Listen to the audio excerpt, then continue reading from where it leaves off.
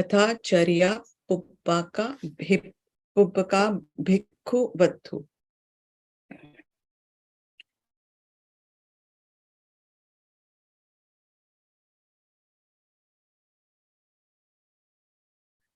So जैसा हम ये नागवग्गा हम पाठ कर रहे हैं और हम देख रहे हैं कि काफी जो सिमिलीज है वो एनिमल्स या एलिफेंट से स्पेशली मिल दी गई है. तो उसी से स्टोरीज को आगे बढ़ाते हुए इस पद में भी उन्होंने जो स्टोरी है वो एलिफेंट से रिलेटेड ही है. Trainer, the story of bhikkhu who had been a trainer of elephant. जो एक ट्रेनर महावत थे के उनकी स्टोरी है. While residing at the Jetwana monastery, the Buddha uttered verse number 323 of this book with reference to Bhikkhu who was previously being elephant trainer. वो पहले जब भिक्खु बने थे, पहले वो एक महावत थे, उनकी एक कहानी है ये.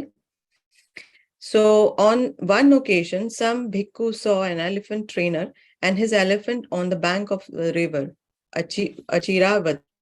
So as the trainer was finding it difficult to control the elephant, one who was elephant other Bhikkhu how easily handle. So एक बार कुछ भिक्खु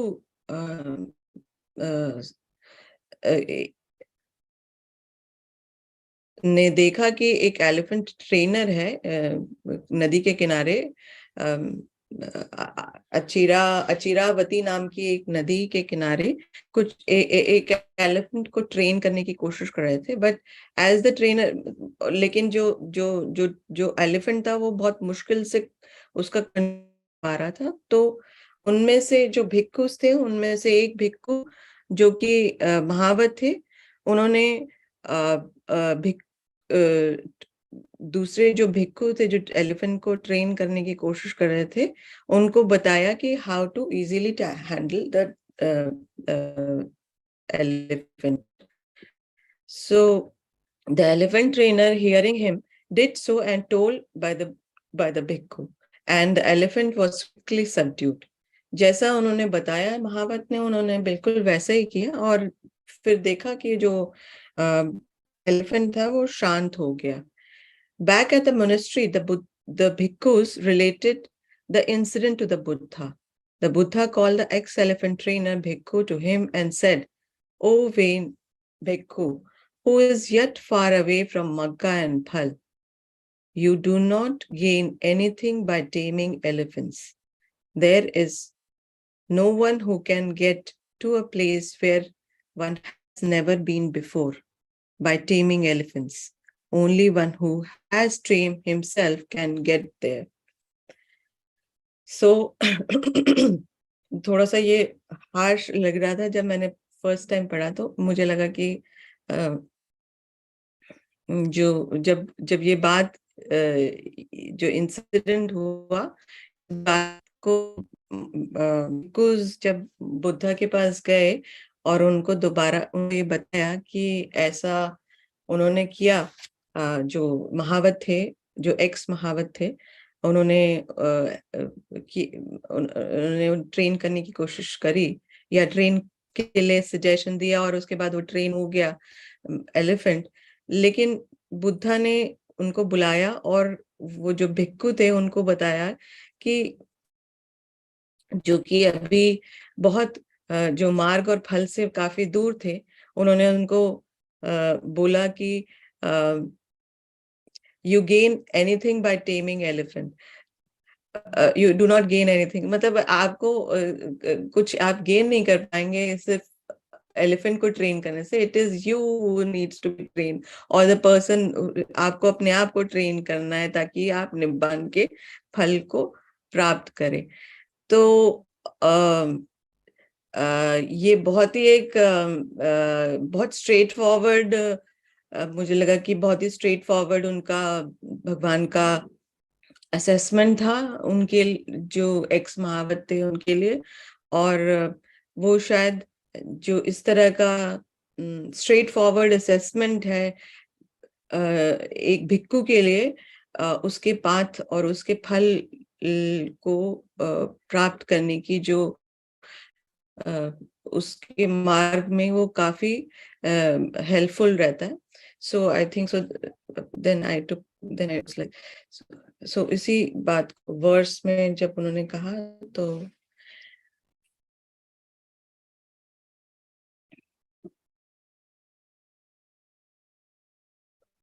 न हि एते हि याने हि गच्छे हि अगतन दिसन यथा यथा तन्ना दंतो दंतेन गच्छति।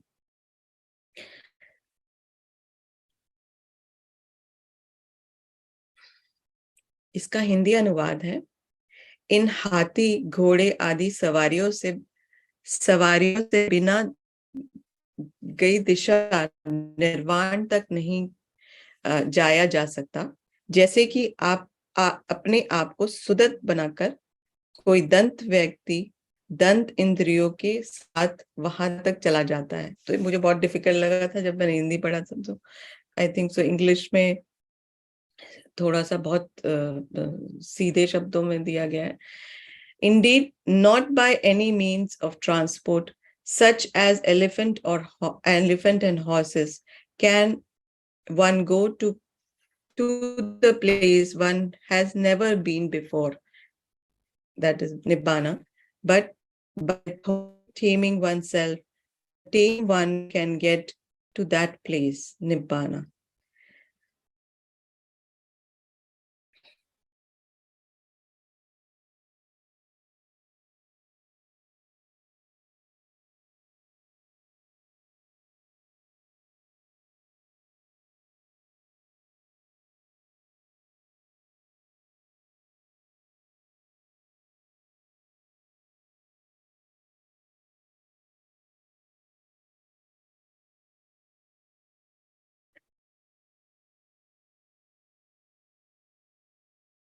So ये जब हम एज इट इज जब वर्स को देखते हैं, तो और स्टोरी में काफी रिलेशन है। एक तो ये चीज सामने आती है, और दूसरा ये कि जो जो जो हम जो भी काम कर ले, मतलब लाइक अनलेस एंड अनटिल हम अपने आप को ट्रेन करेंगे, और एक ध्येय की बात भी बिल्कुल इसमें क्लियर दिखती है कि अगर हमारा जो ध्येय है निब्बान निब्बान, उसको हम क्लियरली रखते हुए पे अगर हम काम करते हैं और हम अपने आप को ट्रेन करते हैं, अ, हम निब्बान की निब्बान के फल की ओर। अब लेकिन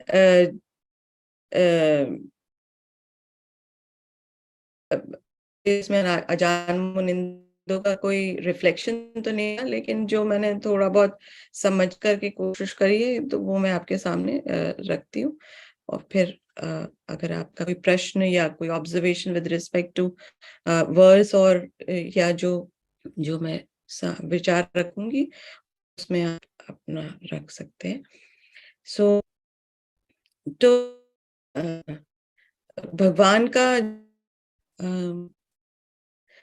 भगवान ने बहुत इंसिस्ट किया है, या कह लीजिए कि जो हर एक जो मेडिटेटर है, उस उनको उनको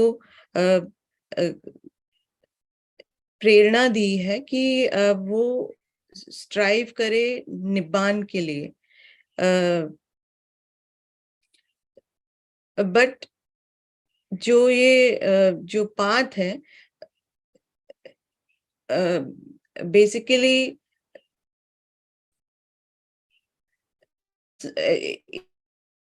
जस्ट टू फॉलो एक्चुअली, लिए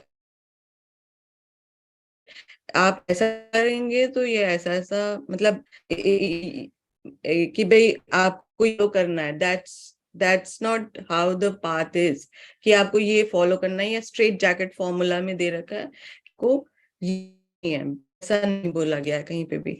सो हर जगह जो जो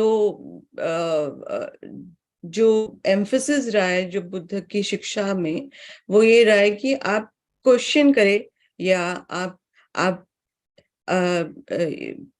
एग्जामिन करें, आप और फिर जो कंक्लूजन निकलता है उसके आधार पर आपको अपना एक मार्ग मार्ग को समझते हुए काम करना है। तो इसका सबसे जो मुझे फर्स्ट जो मुझे दिखा वो अनुत्तर निकाय में जो कलाम सुत्त है, उसमें मुझे जो उसमें भगवान ने जो डाउट है उसको एक बहुत ही कहना चाहिए,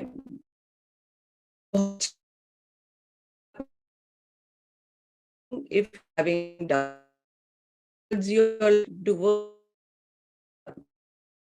relating to your life, your actions, your आपकी सारी चीजों से रिलेटेड अगर आपको डाउट है तो उसमें कोई गलती नहीं है, उस कोई वो भाई आपको कोई फोर्सफुली आपको नहीं दिमाग में डालना है कि ये चीज ठीक नहीं है, ये चीज ठीक नहीं है। तो डाउट है, इट्स गुड कि डाउट है, लेकिन डाउट का करेंगे भी तो मतलब समझे और उस समझ से हमारी क्या विजडम डेवलप होती है, उसका जो that is I think so is the path. कि जैसे कलाम सुत में भगवान कुछ 10 चीजें हैं इन पे कहा है कि these are the 10 sources of belief. For 4 pertains to established spiritual lineage of teaching, hearsay of text. तो जो चीज जो अभी तक चलती आ रही है, जहां पर ट्रेडिशंस है, या आपको ऐसा बताया जा रहा है कि ऐसा ऐसा होता है, या आपको सुना है, या फिर आपने कहीं पढ़ा है जो आपको लग ये ग्रंथ है, सिर्फ इसको ये आपको नहीं बोला गया, ये आपको ये दिस की और बिलीफ, सोर्स ऑफ बिलीफ। तो और बोला है फिर कि 4 ऑफ द रैशनल ग्राउंड्स। अब रैशनल ग्राउंड्स जो हम सोचते हैं कि logic, inferential reasoning, reason cogitation and acceptance of view after pondering it, उसके लिए उन्होंने कहा कि it's a source of belief, it is not the truth. So and additionally he has added 2 more, he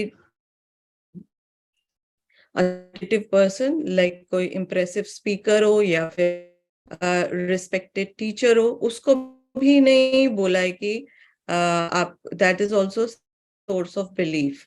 it is not something which is in your experience. So Bhikkhu Bodhi कहते हैं कि और जो हम भी समझ पा रहे हैं कि ये जो सब चीजें, चाहे मैं इंटेलेक्चुअल हो रहा है या फिर मैं किसी टेक्स्ट के थ्रू समझ रही हूँ या मुझे किसी थर्ड पर्सन बोला है, वो सब मेरे सोर्स ऑफ बिलीफ नहीं हो सकता। तो can be the source of belief, it is my experience. और मैं जो अनुभव करती हूँ, जो मैं अपने जो इस बात हम कैसे समझते हैं अपने लिए, हमारे अपने पर्सनल कॉन्स्टिट्यूशन, अपने विकार, अपने संस्कार, अपने सब कुछ को ध्यान में रखते हुए उसमें जो पाथ हमारे लिए है, वो that is the path for us. So it is not just not defined by somebody else. It is you who is going to do it. So जब जब इस तरह का इतना ब्रॉड रिस्पॉन्सिबिलिटी जो भगवान दे रहे हैं एक भिक्षु के लिए या कोई भी जो इस पाथ पे चल रहा है, तो वो कौन से क्वेश्चंस होंगे जिससे हमारे को हम प्रोव कर सकते हैं या हमारे को सोचने के लिए एक नेविगेशन का नेविगेट कर सकते हैं क्वेश्चंस के थ्रू। तो जो जो जो जो क्वेश्चंस, जैसा कि इसी सूत्र में ही बोला गया कि क्या ये जो क्या जो कोई भी मैं काम कर रहा हूँ कर रही हूँ और डिल्यूशन से अराइज, क्या आपको हो रहे हैं, तो क्या ये होलसम है या अनहोलसम है। सो इस तरह की प्रोबिंग करने से जो आप आंसर्स मिलते हैं, उसके बाद व्हेन यू जब आप जो प्रैक्टिस उनको रिमूव करने के लिए, तो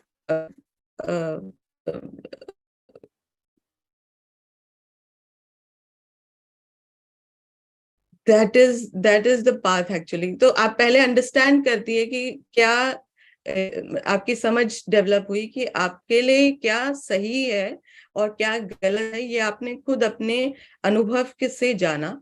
और फिर उसके बाद में देन आपने प्रैक्टिस उन स्पेसिफिक इश्यूज को रिजॉल्व करने के लिए अपनाई। तो जब वो स्पेशल फिर मतलब फिर उसके बाद जब हम भी अपनी जर्नी जितने भी हम लोग कुछ टाइम पीरियड तो कर चुके हैं, तो मेरे को हमेशा से ये लगता था कि ये मैं एक स्पेसिफिक इश्यूज को लेती हूँ ये और उन इश्यूज को लेकर करके काम कर लेती हूँ, और फिर उसके बाद में फिर फिर दूसरा इशू आता है। So then what is that, क्या मैं इसी तरह से काम करूंगी क्या? तो ये क्वेश्चन मेरे दिमाग में हमेशा ऐसा रहता था। अब इसलिए नहीं है क्योंकि इसलिए इसको रिजॉल्व किया क्योंकि ये this is how practice is actually, कि it's okay if you have questions, it's okay you have every time you have something um, to work upon, um, it's okay. I mean, there is nothing wrong in it. I am on the path and we all are on the path. I mean, that's how I मतलब मुझे ऐसा लगा। तो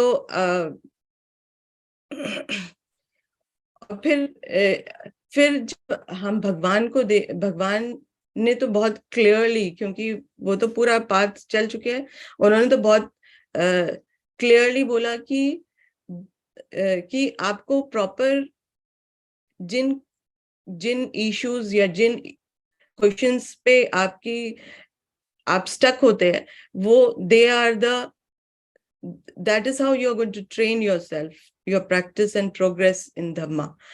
And so जो भी हमारे अनुभव में आ रही है चीजें, क्योंकि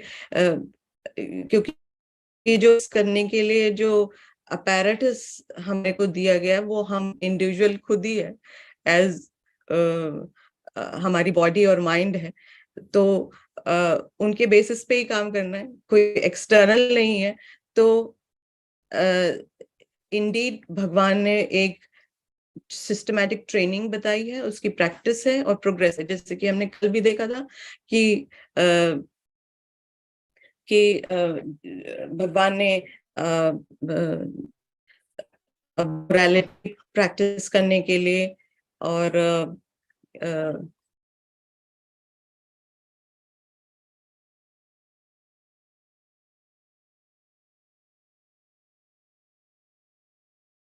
अच्छा, आई एम सो सॉरी, मैं तो ये जैसा मैं समझ रही हूँ मैं वो बता रही हूँ प्रसाद जी।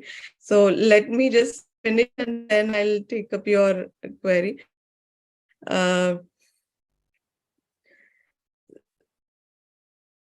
I mean, that's how I approached in the sense कि जो निब्बान से हम, क्योंकि कुछ there are some, हमारे को जो पाथ लिखा गया है वो एक्चुअल प्रैक्टिस में, एक्सपीरियंस में नहीं आता जब तक कि हम समझे नहीं कि हमारी प्रॉब्लम्स क्या अपनी आती है.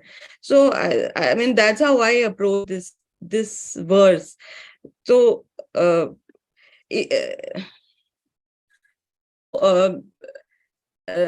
और फिर मैंने ये मतलब दैट्स हाउ कि जब हमारे को समझ में नहीं आता ये प्रैक्टिस, जब जब ये खान ने बोला कि ये बहुत डाउन है या clearly clear down the path, but somehow we still on certain our lives.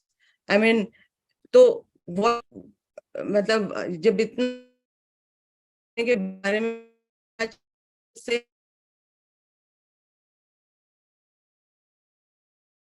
is we अपना solace, we look for that only. I mean मैं अपने उसकी बता रही हूँ. I mean that's how self की I still cling. And अभी 2 पहले ही मैं सर को बोल रही थी कि I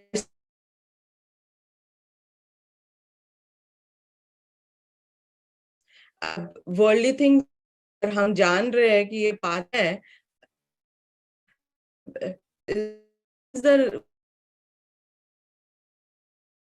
there I'm wrong and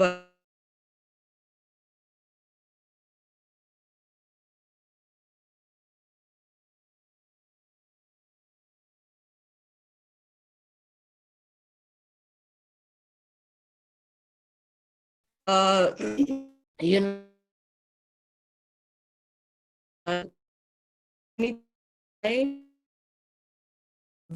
how wholesome and unwholesome.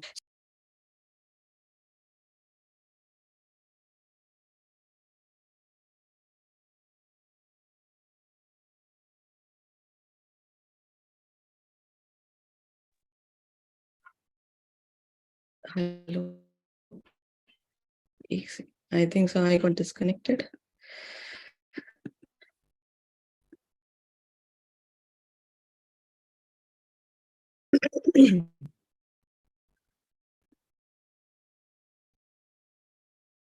uh, so I mean, uh,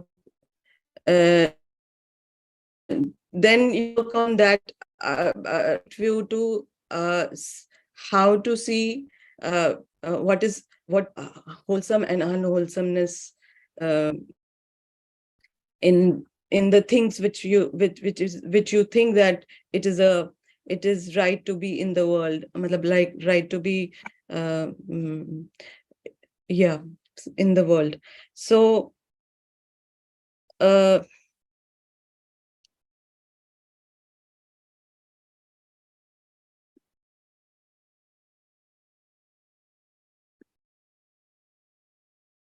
so primarily what I felt was कि जो हमारे को skillful methods दिए गए हैं, जितनी हमारी प्रैक्टिस बढ़ेगी, जितना हमारा पेनिट्रेटिव एबिलिटी बढ़ेगी, उतनी हमारी जो प्रैक्टिस का जो जो जो क्वेश्चंस होंगे, जो प्रोबिंग होगी, वो थोड़ी डिफरेंट होती जाएगी. और वो that will lead to, with your experience you understand what that will lead to wisdom basically. So with practice, of course, practice ki, in a systematic, the way Buddha has taught systematically, तो उस वैसे करते जाएंगे तो हम उस path में निब्बान की ओर बढ़ते जाएंगे. और जितना जितना बढ़ते जाएंगे उतना उतना मेरे को लगता है जरूरी नहीं कि सारे लोग ही हम लोग निब्बान के निब्बान को प्राप्त हो. आई मीन विद ऑल, और इसी जन्म में हो, इस जरूरी भी नहीं है. तो जितने जितना हमारे को हमारा जो पाथ के लिए क्लैरिटी बढ़ती जाएगी, मुझे लगता है उतना उतना हम आगे बढ़ते जाएंगे। और भगवान ने ऐसा भी कहा कि इस सुत्त में जो हम कि जो मध्यम निकाय 107 है, उसमें भगवान ने कहा कि जरूरी नहीं कि सारे लोग ही आप निब्बान की तरफ होंगे। कुछ लोग होंगे जिनको मैंने पाथ बताया और समझे भी है, लेकिन फिर भी वो शायद निब्बान की तरफ नहीं बढ़ेंगे। उसका कारण ये है कि क्योंकि कुछ लोग जितना, जैसे उसका एक एग्जाम्पल देते हुए भगवान ने बताया कि जैसे एक रास्ता है जिसपे लोग चलते हैं, तो जितने जितना लोग चलते रहेंगे उतना उतना उतना वो रास्ता क्लियर होता जाएगा। और जो लोग नहीं चलेंगे उनके लिए वो रास्ता में झाड़ियां उग जाएगी, और उस रास्ते में लाइक उनके लिए वो पॉसिबल ही नहीं होगा वो वाला जो वहां तक पहुंचना। सो yeah, that's how I see this verse. Now, Surendra Prasad ji, your comment was erased from my chat. Can you please have your opinion?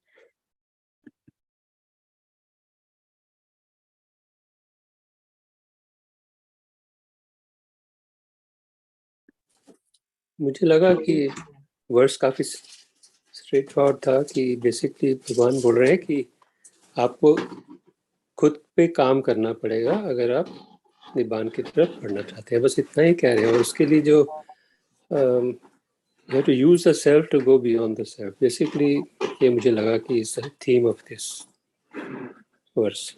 वो ज़्यादा कॉम्प्लिकेटेड नहीं लगा मुझे। Indeed. Actually, क्योंकि जो मैंने बिल्कुल 100% what you are saying is right कि it's very simple that, but it is not so simple also ना, when you do practice. No, I'm only talking about what this verse is saying. That's all.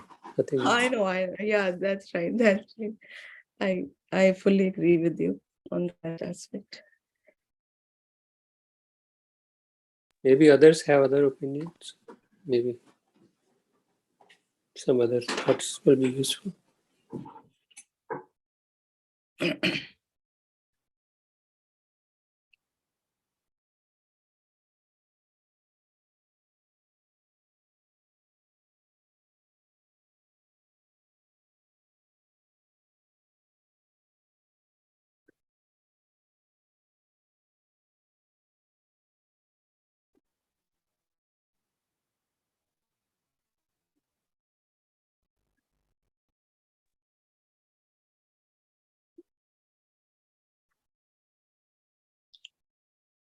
मुझे ये यथा के यथा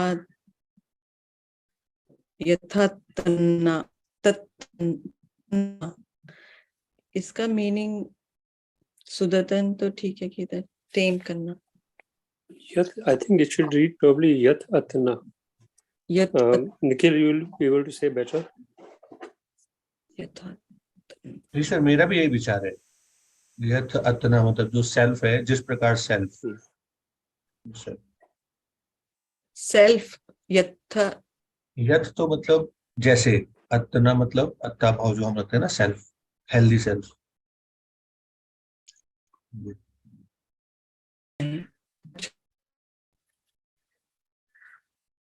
तो फिर तो इसका मीनिंग अलग हो।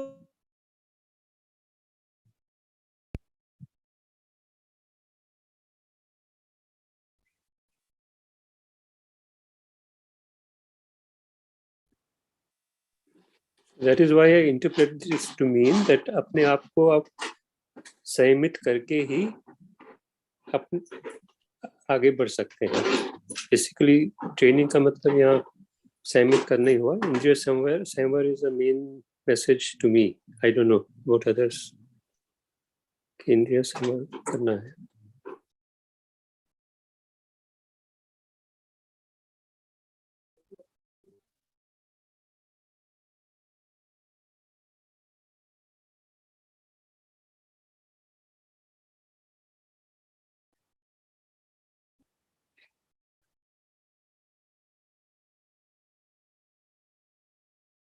विशाल जी ने भी कुछ कमेंट लिखा है, दीपक सूर्य जी ने हैंड रेस किया है। विशाल जी बोलते हैं कि in my opinion it means the whole of the path. So I mean, Vishal ji आप क्या ये पूरे वर्स के लिए बोल रहे हैं या किसी पर्टिकुलर लाइन के लिए ऐसा बोल रहे हैं?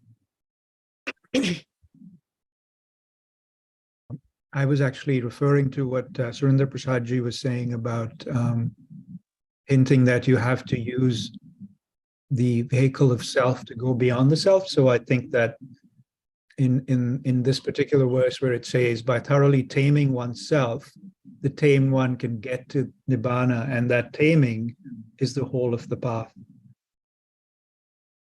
Because what we have to, I mean, there's different steps of the training. So first we have to go beyond the hindrances. And for that, we use a certain level of wisdom, and then gradually our samadhi gets more and more developed. And then as our samadhi gets more developed, then all of the 7 factors of enlightenment, we've talked about that before. It's a cyclical process. And then once the mind has reached a certain amount of stability and strength, then it can see into the Dhamma. And then that would be, so we tame mind, we tame the conditioned self to make it a good self, as we've talked about it before, and then we can go beyond the self. That's how I think of it.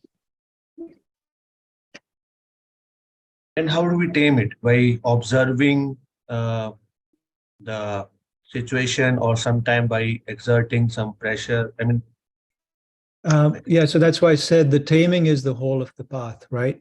Because the Buddha says it's better to conquer oneself than all of the earth, and it's more difficult too. So it's basically you tame the hindrances in the mind initially, and then as we, so it's basically we go from kama tanha, we train kama tanha, bhava tanha, vibhava tanha, those 3 different forms of tanha.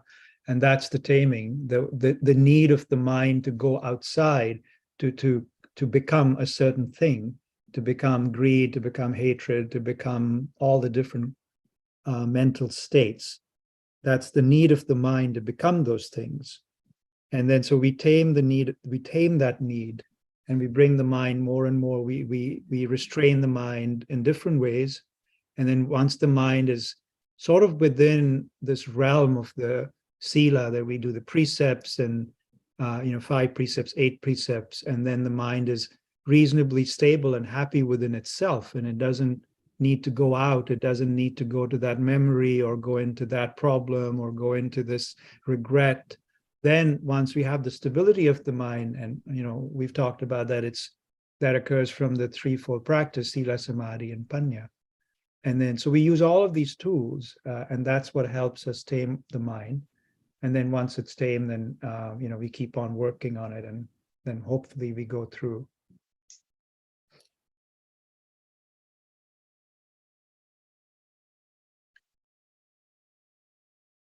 yes, thank you. Deepak ji, आपने hand raise किया हुआ? हाँ, I have 2 points to make. पहला तो यह है कि ये taming is a rather strong word, and in our context यह है कि बड़े शांति से, धैर्य से, पेशेंस से हमने अपने आप को अंकुश लगाना है. टेमिंग जो है उस कंटेक्स्ट में लीजिएगा, तो आपने कहा taming is a strong word. Normal worldly parlance it is a strong word, और हमने शांति से ही अपना काम करते रहना है. जैसे अब हम सीख रहे हैं आनापानसति में कि मन को शांत करके ही उसका फिर आगे हमने दम विजय करते हुए अपने गोल की तरफ आगे बढ़ना है. ये एक मेरा ऑब्जर्वेशन है. तो taming should not be taken in a normal worldly strong sense. दूसरा ये था कि पूनम जी ने कोट किया कलाम सूत्र के बारे में, इसमें 10 तरीके बताए हैं उन्होंने कि भाई हमने इनके ऊपर रिलाई नहीं करना.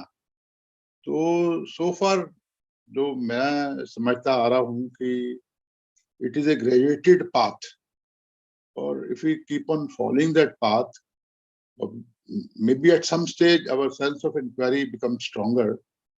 बट जो कलाम सूत्र उन्होंने कोट किया है कि 10 चीजों के ऊपर हमने रिलाई नहीं करना था, इट मेक्स इट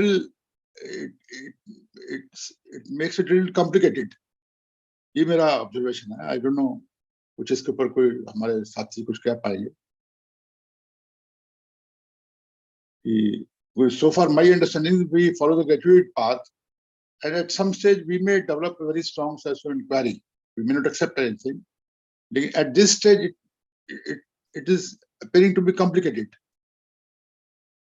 आप लोगों की क्या राय है जो कलाम सूत्र के बारे में कहा गया है कि we don't rely on those 10 things.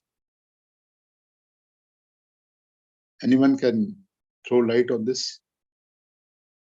मैंने तो कलाम सूत्र स्टडी नहीं किया, तो किसी ने स्टडी किया हो तो एसपी सर आप कुछ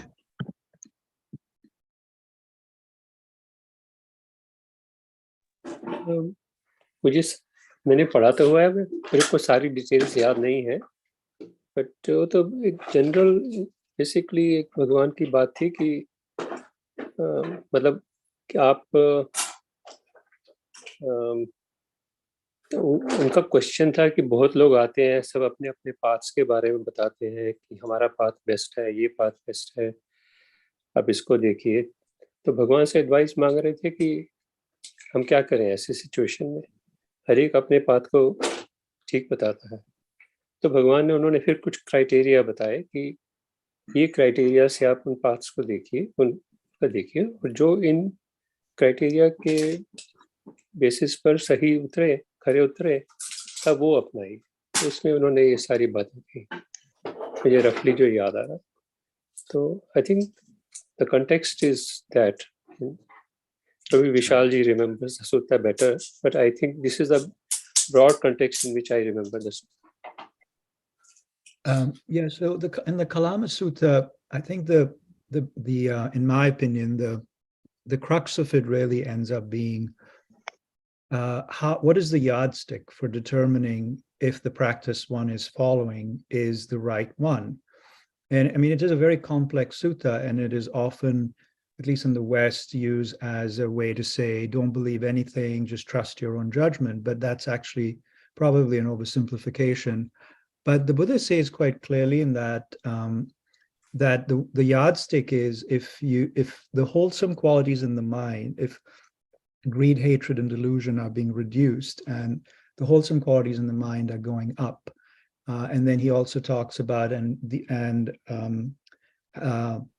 if the qualities of the mind are thus that any wise people would agree that this is the right course of action, these qualities are favorable, and that sort of thing. So basically what it is to use your own judgment to determine if the practice you're following is going towards wholesomeness and taking you away from unwholesomeness. So yes, he does go through a very elaborate system of how, you don't just rely on this, you don't just rely on that. And that is simply because all of these traditional ways of determining paths are all geared or anchored in self.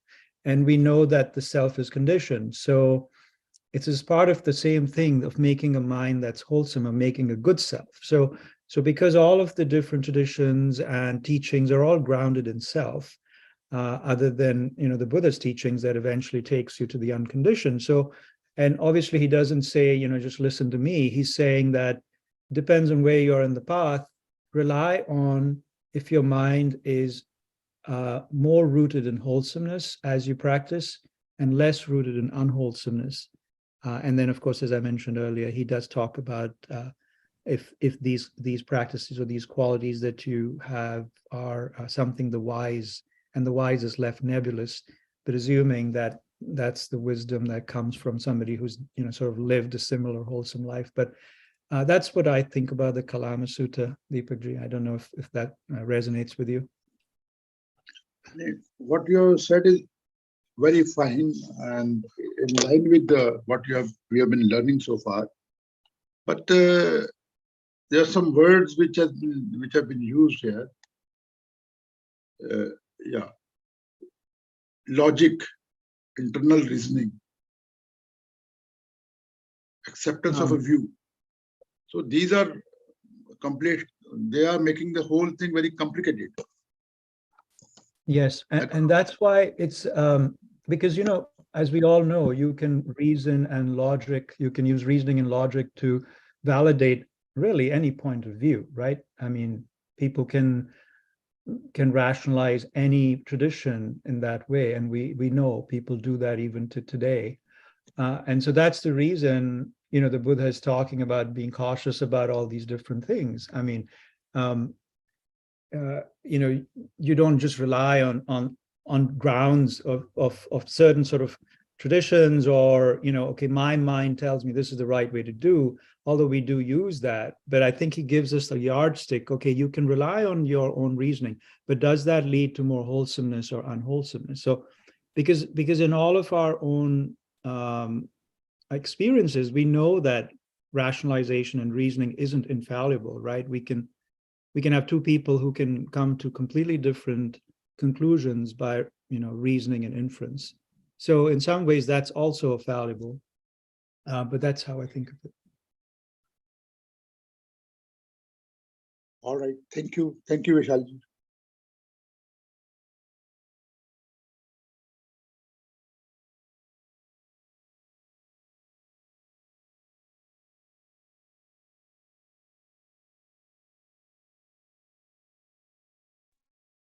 Thank you. Deepak, I just want to make sure I understood what your question was. You were concerned about the rationalization and reasoning as complicating it. I guess I just want to understand what was it that you were saying. Yeah, that exactly was my source of complication in the mind. Yeah, but the Buddha doesn't say that you rely on that alone. So if you go, yeah, so he doesn't say that you just rely on reasoning and logic. Is that what you understood? Yeah, I think what you are emphasizing is, or in fact, the point which you are directing us to move forward is experience, actual experience, and then we draw our conclusions, our own conclusions. We face a situation, we draw our own conclusions, and that's how we'll progress in the path. This is my feeling. Actually experiencing a situation is the crux of the whole thing. That's how I think of it also. And the judging for our own self, if our mental states are becoming more wholesome or not. Yeah, that of course is there. That of course goes without saying. Yes, that's right. Thank you. Thank you. Thank you. I mean, though it has been laid down by Buddha, but I find still we navigate in dark. Actually, we don't know what is the next step we are going to get, or what karma or whatever sanskar is going to arise in our mind. So I think so this is a very good to identify what is wholesome and unwholesome, and then navigate.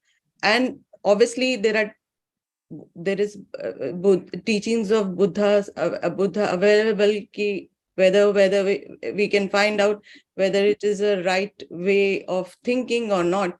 So that's how I think so navigation becomes more easy, and that's where experience of other fellow medicants also help us to understand whether we are on the right path or not. And of course your conduct also says how you are developing in Dhamma. So that way to reach Nibbana is, I mean, this is how to question oneself is I think so emphasized by Buddha in all his teachings. So it is your experience which matters the most. I mean, that's how I felt. Yeah. Exactly. We have to experience ourselves. That's the truth. But the truth, what is to be seen is the truth. The truth ko dekhne ke liye our eyes should be, that's what I was saying, ki agar still I'm finding some things in the world which is still enticing me, so that means I have something, some wrong views in my seeing things.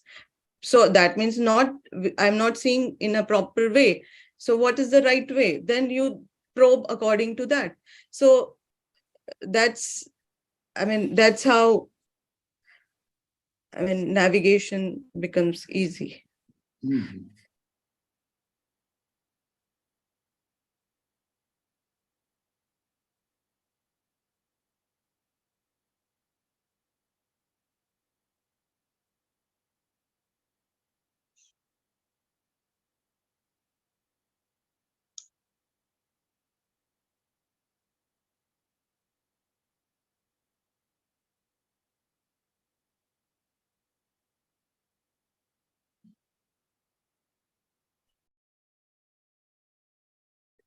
Sir आप कुछ विचार? आवाज नहीं अभी join किया है। अच्छा I was elsewhere. सुबह सुबह गए थे। I अच्छा just ठीक। I heard some passionate voice, तो मैंने कहा सुन लो। मैडम सुन रही थी यहीं पे, तो मैंने कहा सुन लो क्या कह रही है बिटिया। ठीक है What is sir. there any question you want to address?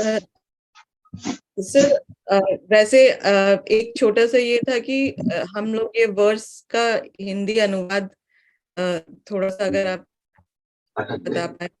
अच्छा मेरे पास वर्स बता दो, मैं बता देता हूँ। Put the verse here. Nikhil ji आप पढ़ देंगे क्या अच्छे से? Nikhil ji verse number 323। खोल दो ना सामने, स्क्रीन पे डाल दो, मैं हाँ, देख लूँ। अभी तो मैं ये स्क्रीन पे डाल दिया सर। फोन मेरे हाथ में है तो I can see it easily. उसको स्क्रीन शेयर कर दो। देख पा रहे हैं सर? मैंने कर दिया share. Maybe it will take some time.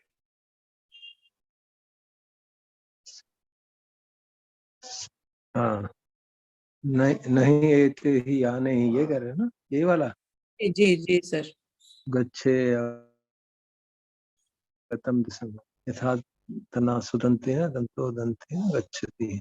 तो इसमें क्या दिक्कत है? सारा मतलब किसी भी यान से उस जगह पे नहीं जा सकते। अगतंग दिशंग मतलब ऐसी दिशा जहाँ कोई जा ही नहीं सकता है। इस वर्ड पर यथा तना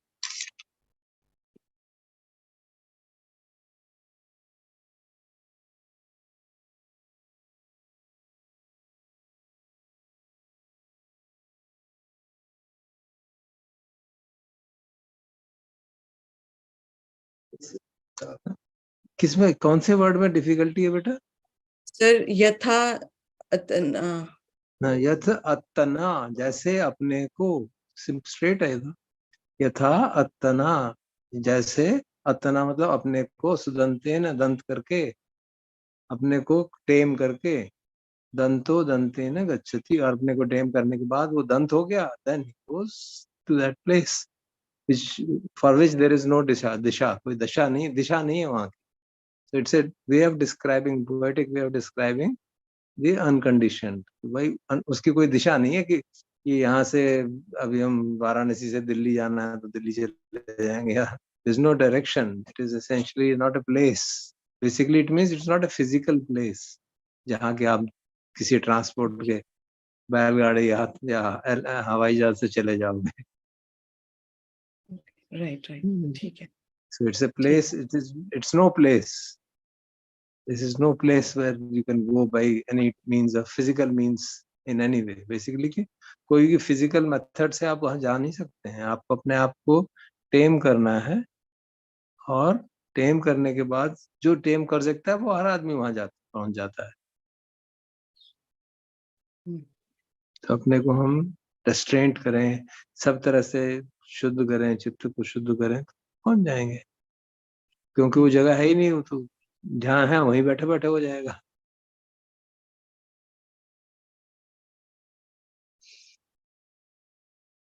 इन्होंने जो आपने हिंदी लिखा ना उसमें यान का उन्होंने डिस्क्रिप्शन दे दिया, हाथी घोड़े। यान मीन्स मूवमेंट, वाहन, जहाँ मूवमेंट ऑफ ट्रांसपोर्ट कोई भी हो सकता है। बेसिक आइडिया यही है कि भाई कोई It's not a place where you can go by any means. जैसे हम वाराणसी आए हुए हैं अभी और शाम तक दिल्ली पहुंच जाएंगे, but that's it. Physical means of transport. They can't take you to anywhere, so which means it's not a place where you can go. हम 2 दिन सारनाथ में थे, तो Sarnath is not is a physical place, but going to Sarnath is not equivalent to going to Nibbana. Right.